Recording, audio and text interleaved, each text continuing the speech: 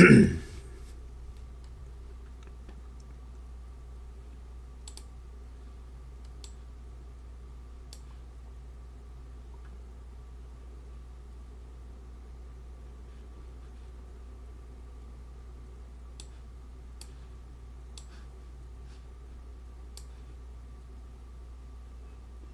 are we live?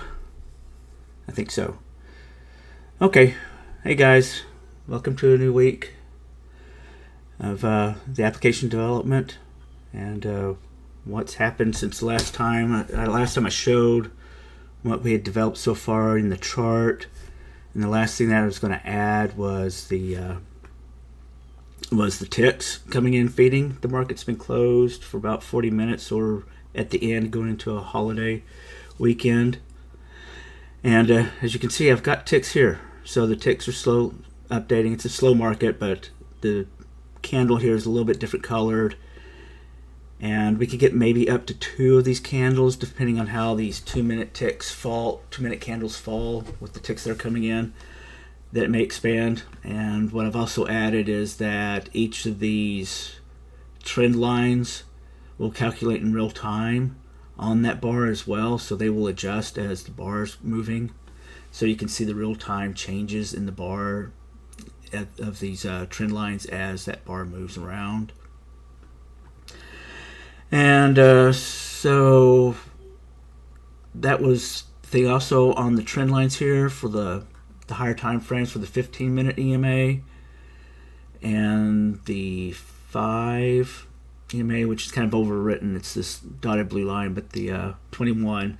You see, it's a very calm market. So the 5, 8, and the 2-minute 21 are literally on top of each other, and that's the way it normally is, unless you have high volatility, a big change in the short run. Then you'll start seeing gaps develop between the 21 and the 8, and you'll see once things start pulling back and stuff that they will tend to stop or over what you think is an overshoot, maybe at a higher time frame, as it's just hitting the other trend line and then pulling back. And that tells you which more dominant algorithms are out there running the market. Is it a longer time frame or is it a shorter time frame algos that are really running the market at the time? And as you can see, we have constantly been hitting.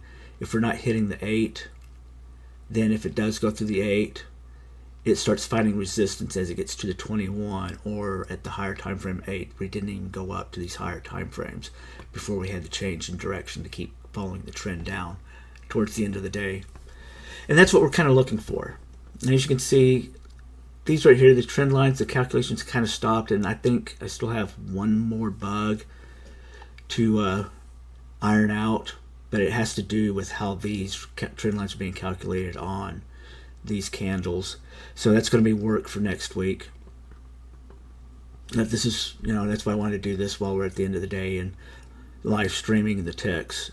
So that's one of the cool things, that you get to see the stream of the ticks. After a couple of minutes, we will lock in and override that tick that was calculated, the candle that was calculated from ticks, to the actual recorded balances of the candles as they're built with solid data coming from the provider. So I don't have any kind of error drift over time, because the ticks coming in are not the most accurate, but they're accurate enough to give you a closer real-time feel of how things are moving. And it's about 1 second apart that these updates get pushed out, and these updates are like summations of the activity. It's not a true live tick stream. It's kind of a modified version, I guess, because we're not paying for true live data. This is just coming off the API from Charles Schwab's for ticks, and so it's kind of a modified. It's not a true stream that you're constantly getting every single piece of data. It's summarized data that's been pushed out. Okay, so the other thing is that now that I've got this here, what you can see is that these 2-bar events are constant, and they overlap with each other and stuff, and so it's very noisy, and my gut feel is that 2 bars are not really providing much event to be tradable off of. And that's one of the things. That's why we're trying out all these things. We're learning how to build those models, but then it's like learning the process. If I've got an idea, how do I get it into code? Now that I've got it into code, how do I evaluate it? And what are we going to use to evaluate whether a signal's good or an event's good, that you may be having a possible signal that you can then make a trade-off of. And so and we're just gathering data. So this week I didn't have any issues with gathering the streaming data at all. Sunday night I did a little bit right there at the beginning, but I wanted to see how the Charles Schwab API reacts. And the way it seems to work, excuse me, I'm just a little sick this week. The way the API from Charles Schwab seems to work is that it will, it lasts for a week, your login, but then the streaming data that connection may last for a little over 24 hours, but not 48. So somewhere in between there, it will drop those connections. And so now that I've narrowed it down, it's like every Sunday before the market opens, I can renew my tokens, and we'll walk through that. Let's go ahead and step through that. Let's see. This is some testing I've been doing on some of the stuff that we've added. Okay, so here's the main trading app page, and let me close down. So if I go into operations and go into service status, oops, let's see, where am I? Where do I need to go?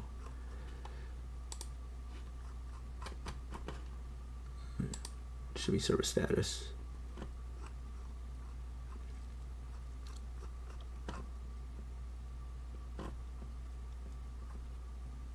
Okay, here we go. Okay. So if I go into service status under operations, this gives me everything that's going on, and we're constantly getting updated with everything. And one of the sections is the Schwab authorizations.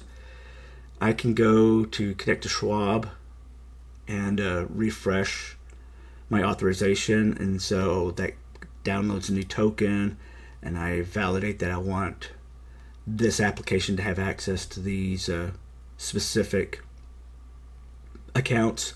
And once I have those accounts tagged and I approve everything, then I have a new token for the week, and so that token's good for about 7 days. And then it can start up the streaming and stuff. So it's just something that you do right before the market opens. You just renew that on Sunday, and then you're good for the week, and you don't have to worry about having to renew that token, and then the data gathering is fine for the whole week, because I've set up everything to where it'll shut off during the off hour, cut those connections, and reestablish right before the new session starts. And as you can see, everything's healthy. And you can see how many ticks were pulled in the last 5 minutes and stuff. We've dropped off. It usually runs about 140, 160 to 200. It depends on how fast everything's going. And right now it's kind of fallen off. We're not, because the volume's fallen off. We're in the after hours and we're heading into a holiday weekend. Okay, so let's go to the new things that we did. So we're going into reports. So what we have now, that I added 3 more reports, and so we have event inventory,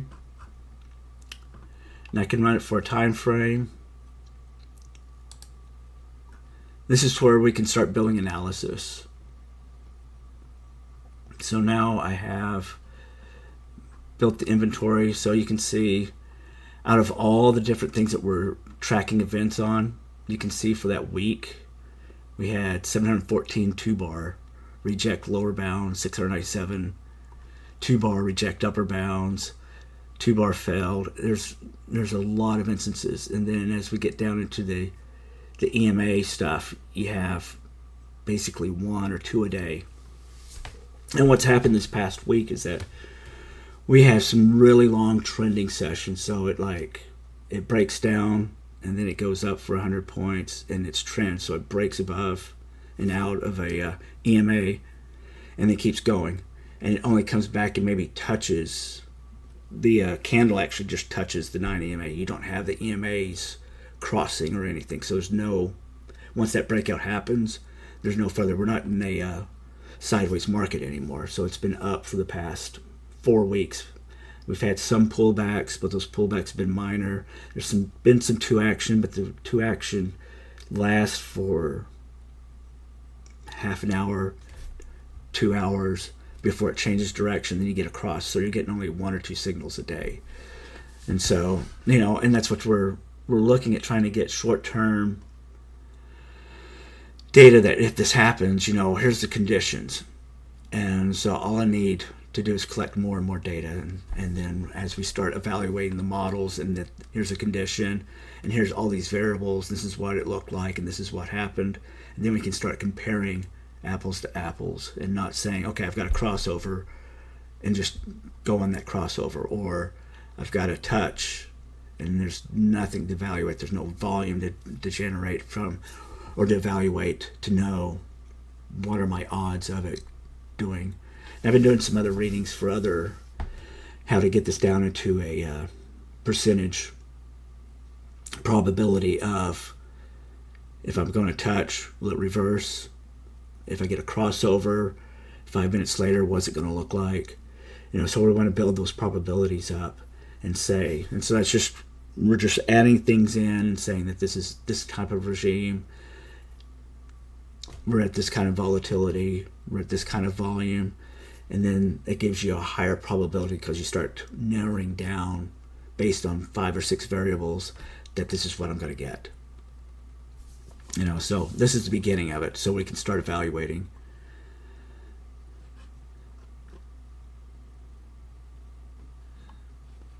So for this 1 week, we had 1,700 events.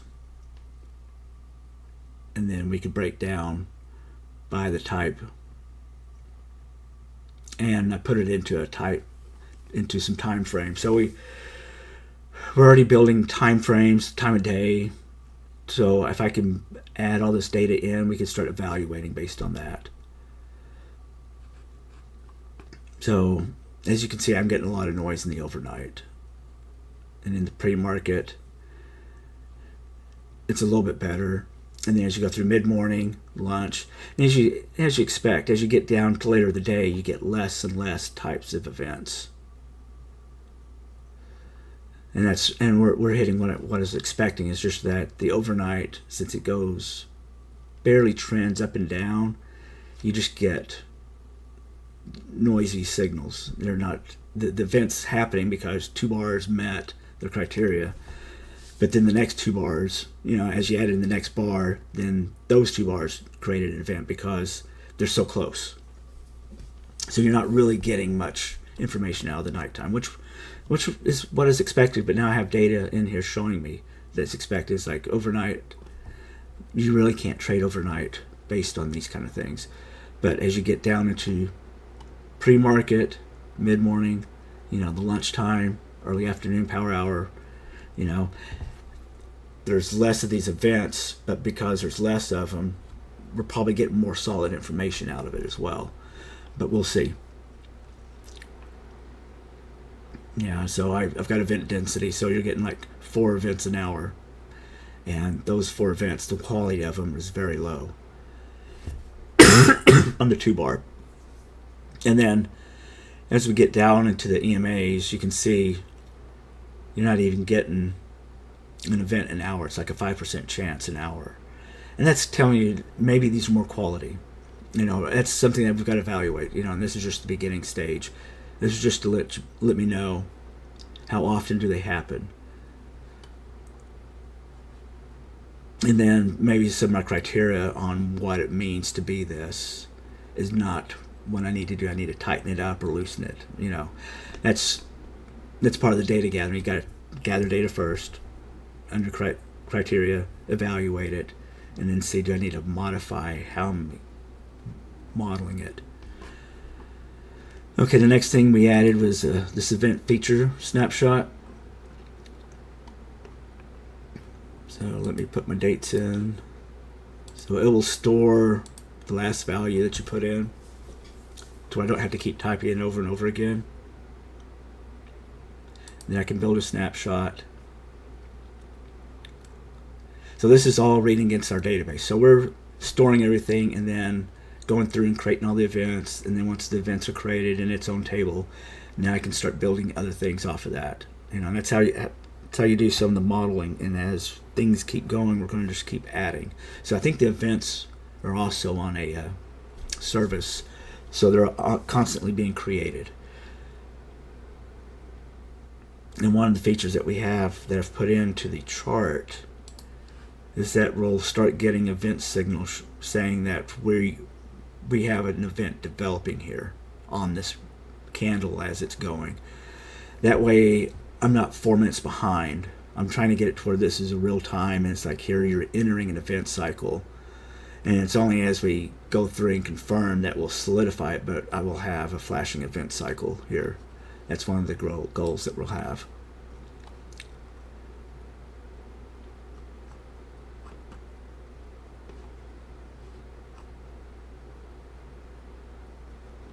Okay, so now we're looking at the details of the events. Which session was in. This is where we're building our data. We want to know the range, the body, so we can start building our data set to where we can start evaluating, is it a good signal? How's the signal compared to like the ADR? Was it double the ADR? Was it equal to the ADR? Was it half? That way you can have a strength of signal, and saying that this is your A plus trade or your B trade or a C type trade. And because of the A or B or C, then you can adjust your sizing for it and know that 60% of the time I'm going to hit this, and when I do, I'm going to double. I can double, ADR, and if ADR is at 20, you get a 40-point range that you're putting a 60% chance of hitting. And so that's what we're trying to work towards. And so off of this, we're building the event outcomes. And now I can go through here and build the outcomes. Let me put the dates in. And all this stuff, it's currently in process of being worked. It's being looked at. We're analyzing it and determining, am I getting good signals or not? Or if the data doesn't quite look right, then debug and have the coding agent make changes telling them this is what we're finding wrong with the data. And you need to adjust how you're doing the calculations.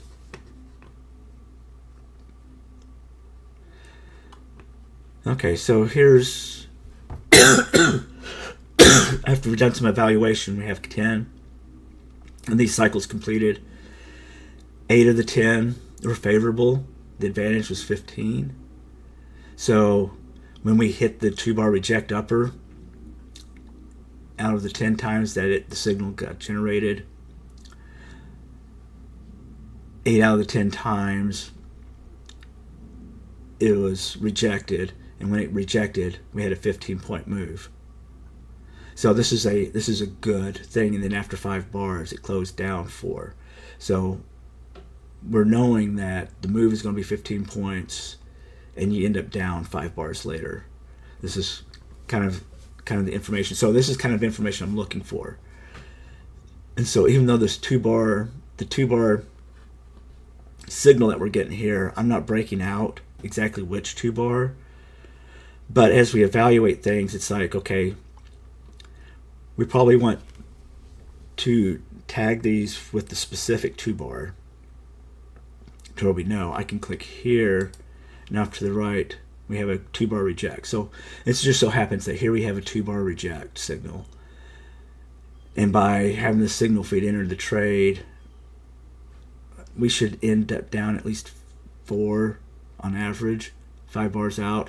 But you could have a max of 15 points once this is hit on the reject. That's the information we're looking for trading. So we're just in the initial stages of building out this model.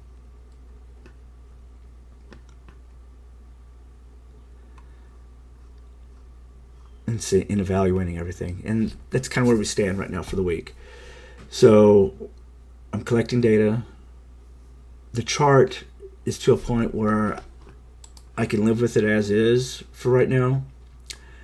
As far as I can tell, since I'm not actively trading with it, I can't say, it's the most perfect thing. It isn't, but it's generating the signals. If I get the signals to start generating here in real time, then I might be able to make trades. So it's going to be on the screen along with my trading app.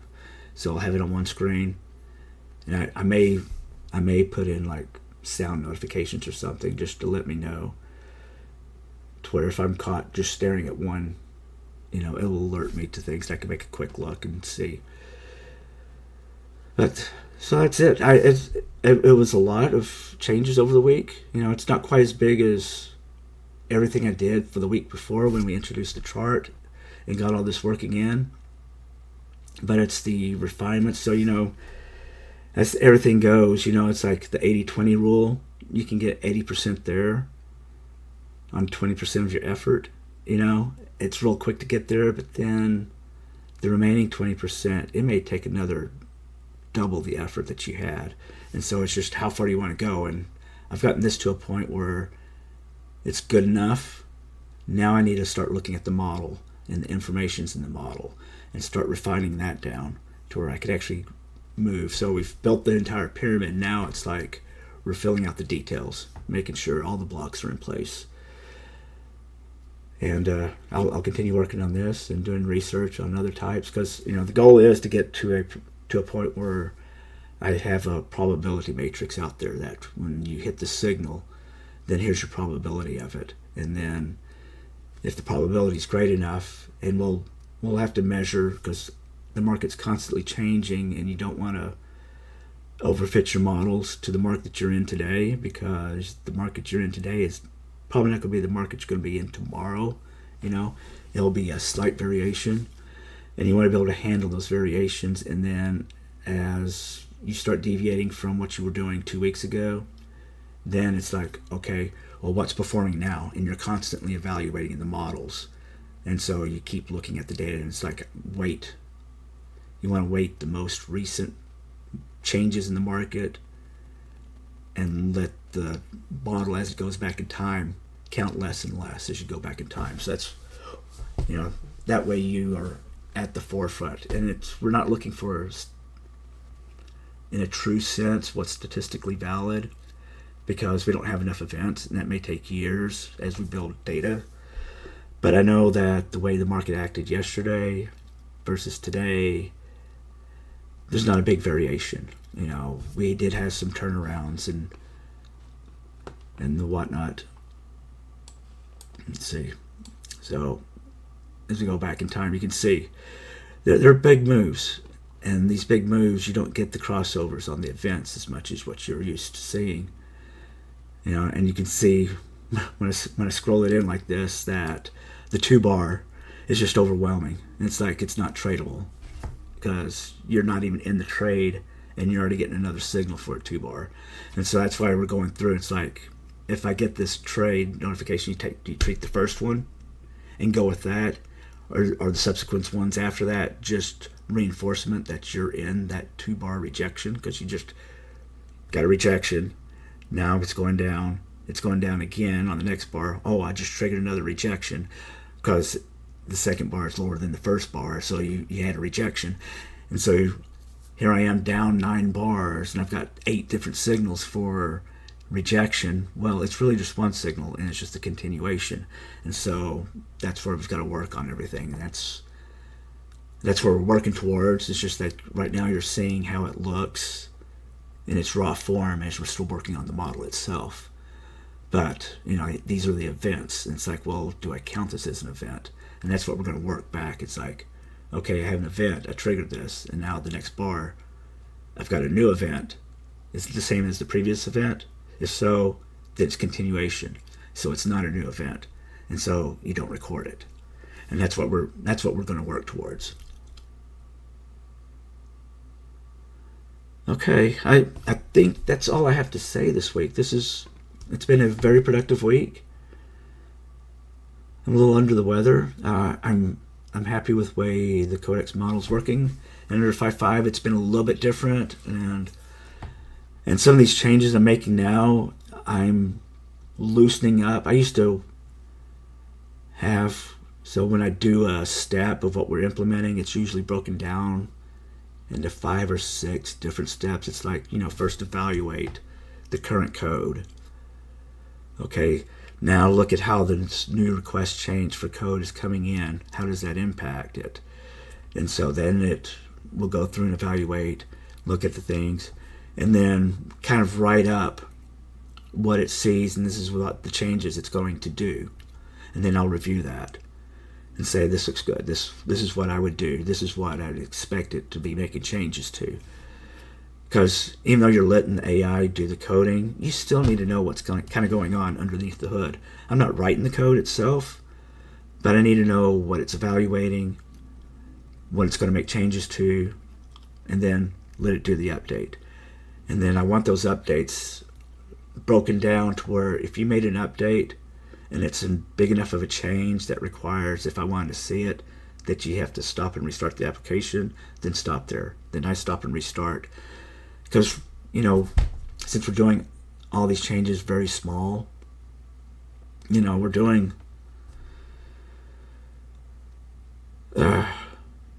basically just-in-time programming. And by breaking it down into these small pieces and small changes, I know exactly if something breaks, that this change broke everything. But I've been letting it go a little bit further. If I have like 3 things before you have to restart, it's like execute all 3 of them, until, I think my standing instruction is that you execute until I have to recompile, restart the app to test and validate. And when I have to test and validate, I have him tell me what I need to do for the testing and validation. He'll run his own internal tests against the code that he can do without the application running. But if it requires the application to be running, then I perform those tests. And then if I see something wrong, then we make a quick change at that point. You're creating the bug and resolving the bug all within your coding step. And so that's part of the whole part of the programming. We're not doing one-shots here. We're actually now doing a formalized development. And it's like, I don't want it to get too far away, because I want to learn this application as we go. And this way you don't have it running off down a rabbit hole or something on a path that you would never take. It's like, yesterday I had it doing something and it had to create new schema for recording the data. Not new schema, making new table changes, or it created a new table. And it wanted to do a reference to a foreign key and stuff. And I've disabled that on this database, that I don't want foreign key references in the tables. And it had an error message, and it's like, okay, I forgot to put that into the instructions for the model not to create foreign keys. But this is the first one since I've gotten onto 5.5, the Codex 5.5 agent. It was in the prior agent, but things get lost as you switch. And this is one of the items that got lost. It's like, I don't want foreign key references being enforced by the database, because I've had issues in the past where if you added some data elements and you had a foreign key reference and that data failed to exist, then you can start losing data, or it goes through and that foreign key has multiple foreign keys chained together. Then a simple update would cause you to go into this update cycle for updating every single object that had that foreign key reference, or that foreign key's reference foreign key, and then you just had a cascading event, and those cascading events could result in lost data, or you're locked out of the database for who knows how long because of the data that you have, and every row is being updated with all these references because you just made one single change. And that's what we're trying to avoid. And I like keeping stuff. I've been working on large-scale implementations, and one of the big bottlenecks that you can have is that a foreign key or the database is containing some of the enforcement logic in it. It's okay to have some enforcement logic, but it's got to be simple and relate to the single table it's in. But once you start in these relational databases, as you start having more and more tables and more interconnected relationships that, I built this, but it needs this table, that's been part of this other process. Well, you don't want to have a foreign key. I'll have a reference to the key, but I don't want to build into this table that it's a reference to, that this column's a reference to a foreign key. Because once you do that, you'll start enforcing referential integrity, and that usually runs into some performance issues. And that's the last thing you want to have is performance issues with the database. And it's a lot simpler if you have a change that you no longer want to have that relationship enforced. You can't undo it in the database easily without causing cascading events. It's easier just to enforce it in the code. And when you don't want to no longer enforce it in the code because you've made changes and that's become obsolete, and you're not going to have it going forward, you remove it from the code, and the code's done. And you don't have to worry about your data having issues with it or having an event that causes unintended consequences with the data, like rows just disappearing because they didn't meet the new referential integrity that you had, and so since it didn't meet it, it deleted it. So that's where we're going to stop for the week. That's all I have. Let's see, for the next coming week, it's primarily we're going to collect data, and we're going to work on building these models. And the focus right now is on the EMAs, the EMA cross and the EMA breakout. We're not going to work with the 2-bar. The 2-bar, it's clearly just very signally, but I may have to look at the different variations of the 2-bar and see what was coming out. Just like that one, it's the 2-bar reject upper. We do get, even though we've been in a trending market and it trends for a long time, you do get these rejects, and the rejects seem to have a good signal to it. And there's maybe a potential for 15 points. It's just how early in that signal can I capture that rejection, and how much is left for me after that signal's triggered. How much are we actually capable? Can I get at least 10 points out of it? Because I think any move that I'm looking for, I want to get a 10-point move out of it on the NASDAQ. And 10 points is not much, because these trends that we've been going on this week have been monstrous. It's like you're having 40, 50-point candles. A 100-point trend is nothing this past week. And so we're going to continue, I think we'll call that an end for this time.